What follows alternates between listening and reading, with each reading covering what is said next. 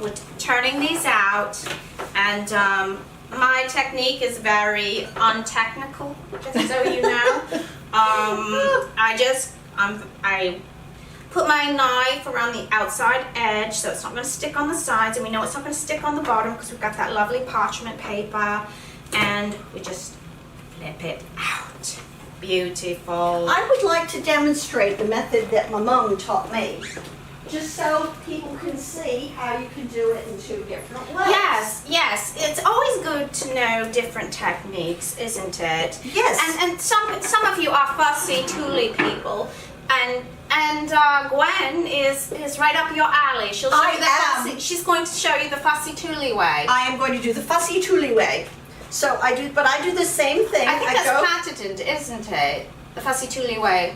I believe that was started, it's a very old technique actually. I think that goes back to the 15th century. Really? Yes. Okay. So I need those because the pans are still very hot. Of course. Okay, so what you do is you take a hold of your rack and your pan. Look at how fussy and tooly that is, people. Then you go like this.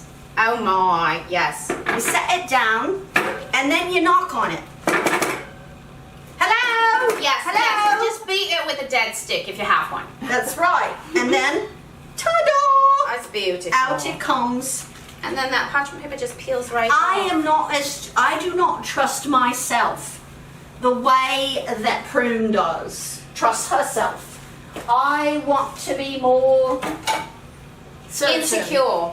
Insecure, but I want to be more certain that I'm going to turn it out and it's actually going to come out of the pan and it's going to end up where I put it. Right. Yeah. So these are lovely cakes. They are beautiful. Lovely these sponges. Are really beautiful. So not burnt. No, they're not. They're just They're not. dark They're because beautiful. it's a dark cake. So we need to let these cool before we put the icing / frosting on it. Now what would happen, let's tell the people, what would happen if we were to put that beautiful, beautiful icing on these hot cakes? Well, it wouldn't be a disaster because the cake would still taste very good. But, so if you're really impatient and you want hot cake, go ahead. But I don't like hot cake. I like my cake room temperature, and I like it to be pretty as well because that's part of the reason you make a cake, because you want it to be pretty.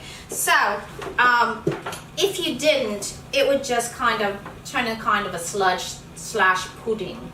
In which case, and remember this part. Let's say that we wanted to put our layers on top of each other. They're still hot. You put your frosting in between the layers and they go just like this. yes. And they slide off of each other. Yes, the slip and slide. Could be rather disgusting looking actually. Right, but it would still taste good. It still tastes great. It still tastes good. Oh yes, But- it still tastes But good.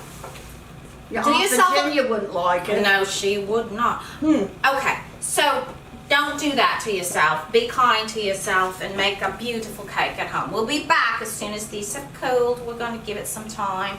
And I think there's some bellinis in the Oh, let's fridge. have a Bellini. Let's have a Oh yeah, Bellini. we're gonna have a Bellini. Maybe some blinis with the Bellini. Hello friends, Gwen here. Okay, I used to have a devil of a time measuring the thickness of various types of pastry, oh my god, carrot chunks and onion pieces, and oh, God knows, there are so many kinds of things when you're cooking that you need to measure, and they need to be a certain thickness. Well, let me tell you, this little darling, this little charmer here, all you have to do is set it to the thickness that you want. It goes down better than it goes up. Okay, so let's say that we want carrot slices this thick. All I have to do is measure this, and then I can check the thickness of every single slice of carrot that gets cut, whether I do it in a machine or I do it by hand. I am never, ever without knowing the proper thickness of my fruits and vegetables, and my crusts and my biscuits and any other baked good that I might possibly want to do. This is the macaroni